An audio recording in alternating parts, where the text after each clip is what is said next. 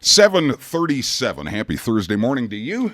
Time to talk a little hockey. Normally we have Coach Mark in most Thursday mornings, but as we speak right now, I would bet you Coach is changing diapers with his newborn daughter. So pinch hitting for Coach Mark this morning. We have the captain, Ashton Amaya, in studio, along with one of his running mates, Alex Storjohann. Morning, boys. How are you? Morning. How are you? I'm doing well. Good to see you guys here bright and early in the morning. No reason to get up except to come in and be on the radio because you don't practice till this afternoon, right? Yep. So with both you guys being from Arizona, and we're here in Kirkland Lake, and this is hockey country here. I'm wondering, what is the state of minor hockey in Arizona? How old were you guys when you first started playing? When I first started playing, I was 2 years old. 2? Yep. My dad, he's been playing for over 50 years. Okay. So, got me started in that. And what about you, Alex? I was also 2. I actually was born and raised in Alaska until I was 10. Aha. Yeah. So there was a hockey background in the family? No. Being from Alaska? No, my brother and I were the first ones, and then moved down to Arizona, and happy to be a part of the growing community down there. Oh, right. So let's talk hockey in Arizona as far as minor hockey goes. First of all, how many rinks, how many arenas would there be in Arizona? Approximately. About 10 across the state. And are they playing in all levels from like novice right on up? Yep. How many teams would there be?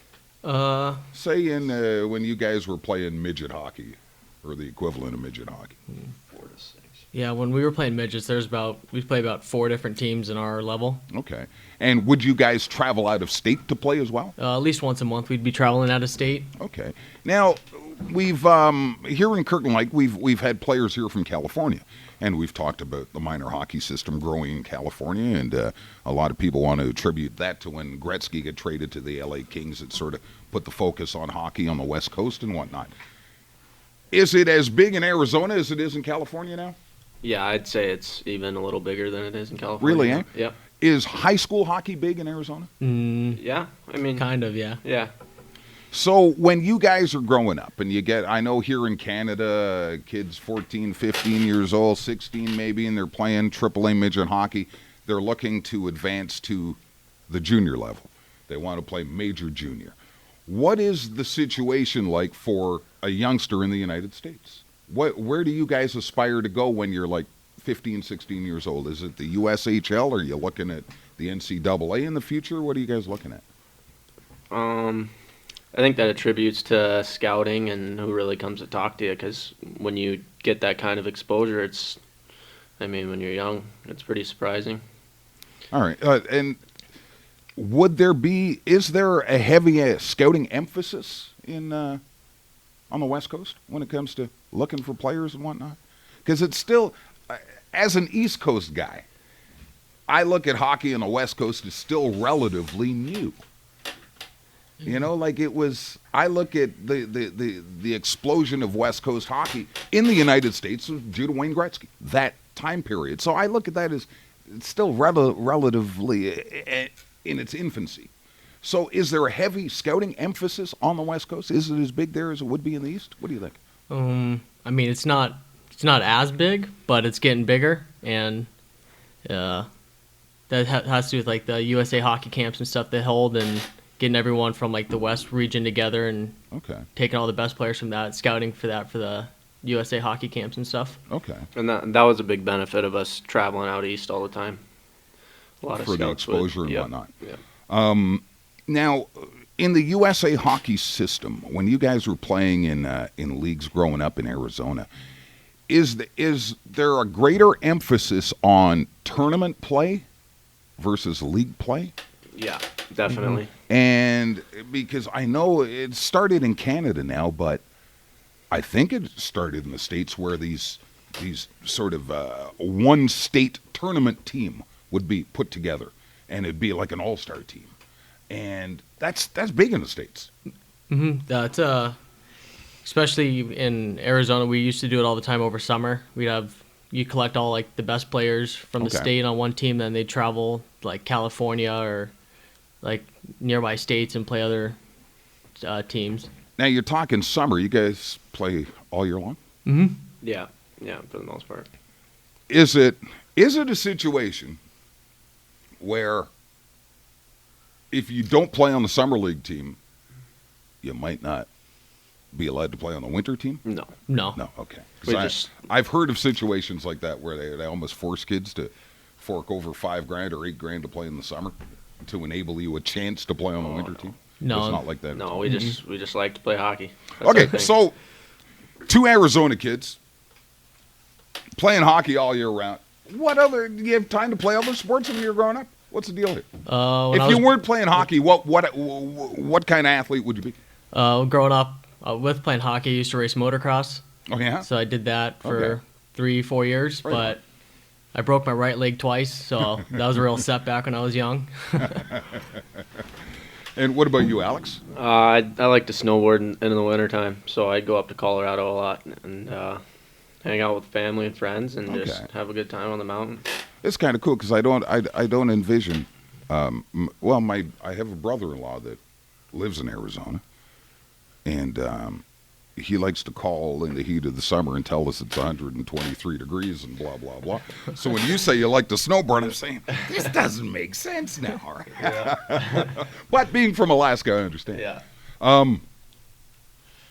How did you guys wind up in Canada, playing hockey in Canada? Is it something it just kind of happened, or was it something that you set out to do? What's the deal? Yeah, it just kind of happened. We had a good situation last year in Richmond, and our coach had some connections and ended up getting us up here to play at a higher level. Okay, for fans that don't know, you guys played together in Richmond, Virginia last year, along with TJ. Yep. So there's a connection there. How long have you guys played together?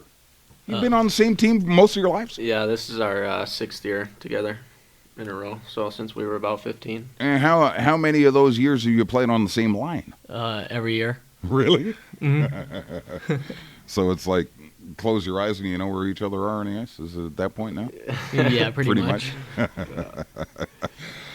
Comparing the NOJHL to the USPHL, where you guys played last year in Richmond, what would be the biggest differences?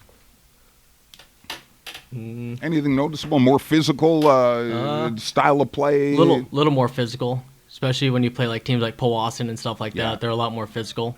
The competition's a little more even. Back home, like in the USPHL, there's teams that are like a higher tier, and then there's some teams that are lower and like they're not really going anywhere. So there's some blowouts in that league? Yeah. Okay.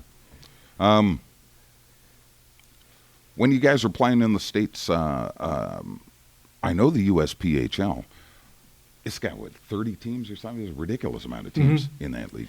What kind of crowds come out to those games? Oh.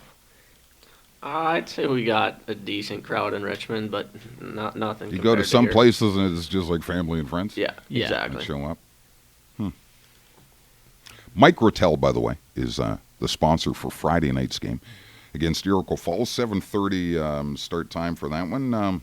You guys faced Iroquois Falls before? First game of the year. First game of the Alex wasn't here for that, but it was a good win for us to start off the season. Yeah, exactly. So Iroquois Falls in town. The Eskies here Friday night. And you go to Timmins Saturday. Timmins has been on a roll, especially at home. They've been just blowing teams out at home. Yeah. So that'd be a pretty good test for you guys. And Blind River here Sunday afternoon at 2:30. Let's talk about the showcase for a minute. Didn't go as you guys had planned, but more what I want to know is what's it like for you guys now, because you probably haven't done it since you were about 4 feet tall. What's it like playing at 8:30 in the morning? Different. Yeah, it's different now that being older and stuff like that. Playing. Did it take a while to get the blood pumping and get the legs going? Yeah, a little bit, but once you get out there for warm-ups, you get right back in. Wipe the sleep out of your eyes. Yeah. Yep. Whatnot, get a couple coffees in you, get the energy going and whatnot.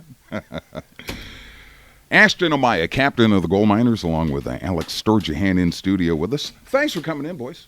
Oh, you're welcome. Thanks for having thanks, us. Fergie. Really enjoyed this. Yeah. It's been a whole lot of fun, and let's light it up this weekend. I know you Team's gone through a bit of a rough patch the last 10 days or so, but hey, it's a long season, and things will turn around. Yep. You guys have it in you, and we'll get after it tomorrow night versus the Iroquois Falls Eskies. The game sponsor is Microtel, 7:30 at the complex. Hope to see everybody there. Ashton and Alex, thanks once again, guys. Thank you. Thank you. And have a wonderful weekend, a successful weekend. You as We well. plan on it. Yes, indeed. To all the gold miner fans. Yeah, come on out. Let's make some noise Friday night, and we'll get this thing turned around and headed in the right direction. Once again, thanks, boys. 7:48.